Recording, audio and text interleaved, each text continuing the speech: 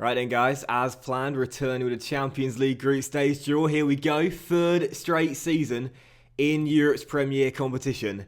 And we've been seeded second for this draw, unlike the first two when we were third. And thankfully Benfica are in the second seeds as well. So we're not facing our European rivals, at least not in the group stages. And those are the fourth seeds for you, and the third seeds as well. Cue the music, here we go, let's do it. And I'm very nervous for it after last year, of course, being knocked out in the Champions League group stage. So here we go, first seeds drawn. And right now, I've got to say, I'm hoping for Real Sociedad or Spartak Moscow. Leverkusen in the game right now doing quite well, so let's just get ourselves into it. And Benfica with Real Sociedad. And we have got... Oh, it's Monaco! Monaco in Group F, right? Let's get through to the next seeds. Anyone but Lyon, really, because Lyon got a good team in this game. And it's Shakhtar Donetsk, Koulibaly, the return. And let's wrap the groups up as well. And our fourth seed is going to be Ajax. Oh, a lot of young talent there. So, there we go. Groups drawn, and we are in Group F with Monaco, Shakhtar Donetsk, and Ajax. Interesting group. Some good teams there. All three teams very good, but certainly one I think we can get out of. Yeah, definitely should be targeting top spot, if not second. I'm confident about that group. Hey, what's going on guys, and welcome back to another episode in my Football Manager series. This is episode number 107, and today we are returning with a big doubleheader as take on Leeds United back in the top flight away at Ellen Road, and then Monaco away in the first game of the Champions League group stage. Before we play the games though, shall we be getting on off camera? So of course, in the last episode, you saw our 3-1 victory over Manchester City in the Community Shield at Wembley. We then played 3 games off camera, the first 3 games of the Premier League season, and as you can see, 3 wins from 3. We started with a 4-2 victory at the Den in the season opener at home to Watford. Clinton and Webster got us up and underway just 2 minutes into the season. Last year, of course, 10 goals for the Premier League season, a record high for Clinton in a Premier League season. Can he better it this year? Can he maintain his good form for the entire year, unlike last season where he scored all his goals, or most of his goals, in the first half of the season? Well, he made it 1-0 regardless, then 7 minutes later Kabaki made it 2-0. Luiz then made it 3-0 25 minutes in, and Watford did grab a couple of goals in this game to get back in it at certain points. After Luiz got it, made it 3-1, and then Benka made it 4-1 for us 69 minutes in, and they scored again later on, but they weren't really going to mount a serious threat. We were pretty much in control for the entire 90 minutes, and it was great to know as well that our front four, all of our front four, got a goal on the season opener. That was really cool. So good 4-2 victory there to start the season off. Then a 2-1 victory away at Goodison Park against Everton. Of course, last season, this game away at Goodison Park was a turning point during the season where we lost by 4 goals to 0, and that sort of ended any realistic chance we had at winning the title. But this year we got the revenge. Benka made it 1-0 26 minutes in, giving us the lead and making it 2-2. Then Kabaki also made it 2-2 3 minutes after the restart and doubling our advantage. Everton to get back in the game later on, 17 minutes to go. Cunha connecting with João Cancelo's cross and heading in from close range to make it 2-1. But we did hold on for the 3 points, get the victory there, and make it back-to-back wins to start the season off. That was also the first game we had facing Geronimo Rulli as well in goal for Everton in that game, but couldn't stop us from scoring twice. And Liam with the 3 points. And our third and final game off camera was a 1-0 victory over Wolves at the Den, our first clean sheet of the season. The only goal scored by Pingu, the Brazilian. Dobby with a nice little cheeky half-volley through ball into him. Nice touch by the Brazilian and a good finish as well. So 1 on the final score. And as you can see, 100% to start the season off. So right now, 3 wins from 3, and we sit in position 3 in the table. Right now, we've got 4 teams in the division that have started off 100%. Leicester City, newly promoted to the Premier League, us, Manchester City, and Spurs as well. So can Leicester repeat that fairy tale season they had back in 2015-2016? Who knows? But yeah, these 4 teams right now, 100% starts. Chelsea not too far behind with 8 points, and right now United lead the way with 9 points, but they have of course played a game more than us as they've lost 1 of their first 4. So, that's how the table's looking. Obviously, you saw at the start of the episode our Champions League group for this year. We've got Monaco, who we faced today away in the south of France. We've got Shakhtar Donetsk and Ajax as well. And as for the transfer window as well, that's shut after last episode finished. And as you can see, there were a couple of sales to report, 1 sale to report, and some loans as well. I think you would have missed Cordoba leaving on loan to Espanyol, so he's gone out on loan once again. A young new gen centre back we got called Steve Taylor, he's left on loan as well. Another one, Phil Stevens at left back, centre back, he left to Notts County on loan. Nathan Hughes, a freebie right back, he left to Derby County on loan. And also the big departure at the window before we ended it was Romain Porcelot, who of course we signed a few years ago. He's now left permanently. Had a few loan spells in the past few years, but one of those youngsters youngsters I bring in, we see quite a lot of them I bring in. I hope they develop well on loan. If they do, they get a place in the team. If not, we'll sell them on, hope for a profit. And we sold them for half the money, exactly half the money we bought him for. So made a little bit of a loss on him, but due to the loan fees we got for him, wasn't a big loss. And Romain has gone to Brighton in the Championship. He didn't really develop, and we'll see how he gets on there on the South Coast. So that's basically that for the intro to today's episode. So let's dive into the first game. It is indeed Leeds United away at Ellen Road, back in the top flight. Very excited for it, and let's see how they get on here. And this is our first battle with them since they were in the Championship many years ago now. So this should be quite nice. And right now, an injury report, just one player's carrying a knock, and that's Eduardo Fernandez, who's got a bruised head, but we'll have him on the bench, and hopefully he won't need to come on. So 4-2-4 for the game, because we're 100% with it so far, and this will be our lineup. We've got Pekovic in goal, about for retirement, Allsop, Ferencvac, Pereira, with Dobby and Paolo at the CMs. On the wings, it's Pingu who scored against Wolves, Webster on the right, up together Benker and Kabaki, who have had a great start together this season. On the bench, Fernandez, Vacek, Ranieri, Marcelox, Matt O'Reilly, Luiz, and Ricardo Beitanin, who so far has yet to get a goal or an assist, but he's only had 2 sub appearances from the bench, so can't expect too much from him, but he will start midweek against Monaco. So first game, it's Leeds away. Let's get the win at Ellen Road. Come on, you lads. It's pretty amazing now that we're at a point in the series where we can have our most expensive signing ever on our most expensive contract ever, as Pingu fires that free kick from distance over the bar, sat on the bench.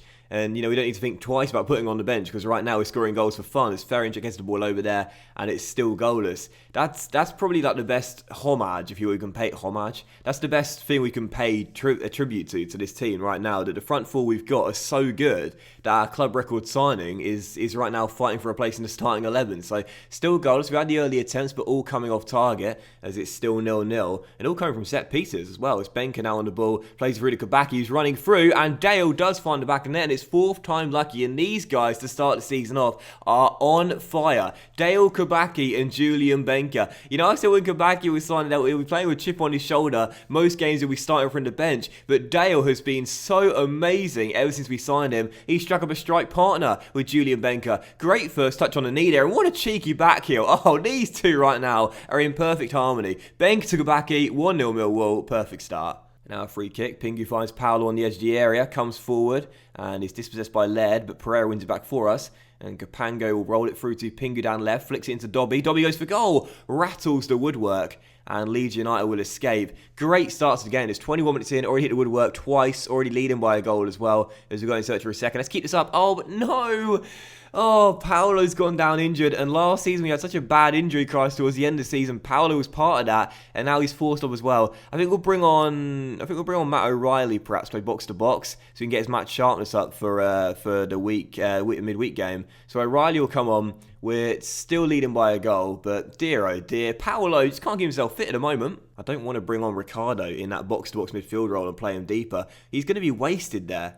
He's going to be wasted there. We've got to play him further forward, either as a deep line forward or a complete forward playing alongside Julian Benker or Kabaki, or play him in the advanced playmaker role, which is his best role for us, as Kabaki crosses to Benker, and these two right now continue their sensational start to the season. Dale returns to favour, 43-42, and it's Leeds 0, Millwall 2. Benker has had a great start, Kabaki's had a great start, and when we signed Ricardo as well, I was saying he could possibly play as a support striker with Julian Benker. You can't take Kabaki out of the team. These two work so well together. 2-0 Millwall, great first half. Oh, now Kabaki's injured. Dear, oh dear. Seriously, we haven't had an injury problem start the season off, but now it's going to begin. What we'll do is we'll bring on Ricardo for the final 20 minutes and operate him alongside Julian Benker in that deep line forward role. He's probably more suited to the complete forward role, to be honest, so we'll actually do that instead and play him alongside Julian. But now Kabaki down, he's had a sensational start to the season, so Dale and Paolo, two really influential players in this team, both out and probably out for the Monaco game as well. And a great start in terms of the game, but not a great start in terms the result, I should say, but not a great start in terms of the injuries. So game coming to its close. Highlight for Leeds here with 2 minutes to go. Can they grab themselves a route back into the game later on? Willock's pass deflected, but it'll drop to Rivero. Now McGowan looking across. Good tackle by Carl also, though, gets it away, and the danger is clear. But dear, oh dear, seriously, everyone's going plain sailing. Not now. Dobby on the ball finds Luiz off the bench, and the Brazilian plays it long towards Julian Benker. Cut out. Where's his highlight going? as Louise wins it back. Rolls it through to Julian, beats man to the ball. Ben crosses. Oh, and it's gone in. Own goal. Ricardo, I was watching him like a hawk. Is he going to get his first goal? No. Cross deflects in off the number 5. Ahmed Hodzic with the own goal. I had to go. And Leeds go 3 goals down. Louise's ball to Benka. Nice cross across the ground and deflection. Takes it past the goalkeeper and into the back of net. 3-0, points in the bag. And as we wait for the final whistle to come any second now, that will confirm it. 100% start will continue. 4 wins from 4. As that header goes behind for a corner. The referee's not going to let us take it. That will do it. Final score, Leeds 0, Millwall 3. We go top of the table, 12 points from 12. Very good starts to the season for us. That was a really good game as well. Played really well in that one. We're in control pretty much from start to finish there as we get the 3 points. And yeah, top of the table, 4 wins from 4. Perfect start for us. The question is, how long can we keep it going and how bad those injuries as well? So Kabaki... Oh, Dale, no! Broke his foot, out for 3 to 4 months. And Ricardo now is definitely going to get thrown into the first 11 playing out of position. Dale, no! We're without Marek Kuchar, the captain, and this is going to be a real test of how good we are this season without the skipper. Dale, we send him to the specialist, out for 3 to 4 months. Oh, that is gutting. Don't worry about your injury. I know these things can be frustrating, but try to focus on the recovery. Thanks for your support. It's appreciated and I can't wait to get back playing. Well, it'll be a while, Dale. Oh, he's been consistently great since ever since we brought him in. And now for Paolo, how bad is that injury? It's 3 to 4 weeks of sprained ankle ligaments. In fact, I think I could have seen it there. Yeah, you can. Sort of ruined the surprise, really. Paolo, it's 3 to 4 weeks sprained ankle ligaments. That's not as bad, but still about a month out for Paolo and 3 to 4 months for Dale as well. Oh, 2 crucial injuries to start today's episode off. Damn it. And as Norwich just beat Leicester by 2-0, City beat Wolves last night. So right now, the 2 teams that are still remaining with 100% records are the top 2 of last year, us and Manchester City. And we know that they are still the strongest team in England, I would say by quite some distance based on their team. So if we are to be in a serious title race this season, we know that once again our opponents will be Manchester City. So both off 100% starters. I just realised as well as I was advancing off camera, setting up my team for Wednesday night against Monaco, Ricardo Beitanin can't play because he's suspended for the game. He must have picked up a suspension in his last European game with Benfica, and therefore he's out. So he can't play at all on Wednesday night. So he's still waiting for his first start in a Millwall shirt. When's it going to come? Oh God, now Ranieri didn't turn up for training today. Jesus, this it's a good start in terms of the results, but in terms of my player satisfaction and player health, it's not a good start at all. So what we'll do is we'll fine him a week's wages. That's normally my go-to when a player doesn't turn up, and he has accepted it without comment. Normally I like it when they say that they'll improve their professions and whatever, but either way, Ranieri gets a fine a week's wages. He wants to leave the club, but he signed a new 4-year deal in the summer. So he's lost trust in me, even though I'm his favourite person in the save. But, yeah, he's got a 4-year deal, so he's going to have to get used to it, Ranieri. He's staying. And speaking of new deals, should probably show you this as well. We have seen a couple of key players sign new extensions here as well. Of course, Luis signed one midway through last season, but Paolo at the end of the season got offered a new 5-year deal. He's extended his stay on $100,000 a week now. Ferencek got given a new deal, I think it was a few weeks ago in the game. That's a new 4-year deal, new 5-year deal, but 2 years added on to his current contract. So it's a 2-year extension now on $175,000 a week, so it's a 5-year contract there. And also Julian Benka signed a new deal as well. His contract is expiring in 2 years' time. And he accepted a new 3-year extension on $130,000 a week. So, and Allsop as well. He also got given a new one in the summer, and he stays on a new 5-year deal as well. So my boys are getting paid now a lot of money, and including Ranieri is now on $70,000 a week. If you're on $70,000 a week, the least you can do is turn up to training. Come on, Ranieri. And Dale Kabaki is now touted by the bookies to have a very good chance to win the Golden Boot in the Champions League this year. In fact, he's the second favourite to win the Golden Boot. And I'm pretty sure they must have drawn this list up before the game against Leeds on the weekend. There's no chance he wins the Golden Boot now. So here we go then, jumping into the second and final game of today's episode. And just before we take on Monaco, I want to show you guys this. Of course, now, as you know, I'm England manager. If you follow me on Twitter, you would have already seen this. But if you don't, then I'll let you guys know that, as one of my first duties of England manager was to choose a new captain, and I chose Clinton Webster. Absolutely no bias there, but his leadership rating has gone up 1, so that's great. But no bias, no bias. And I would be totally glad ending the series now, you know, knowing that Webster has become England captain. One of my best ever, my best ever. There's no debating now. My best ever academy graduate in an FM save ever. I've made him England captain. It feels so good, and I've put Alexander Arnold as my vice captain as well. And it was my first game as England manager, by the way, ended as a 0-0 draw, very uneventful at Wembley against Portugal. So the fans know what to expect now. Boring 0-0 draws. Anyway, second and final game of today's episode is indeed Monaco, and let's see how we get on the Champions League group opener against the team I would say we're vying for really for top spot in this group. And if we are to qualify, we need some solid results away from home, particularly in this game right here. So the 2 absentees and injuries, Kabaki and Paolo both out. Oh, Kabaki breaking his foot, and also of course Ricardo out with suspension as well. And thus this will be our lineup in our European system, 4-2-3-1 with these instructions, and this is our team. We've got Pekovic in goal, about for retirement. Also Ferencek and Ranieri missing training, but not missing the starting 11.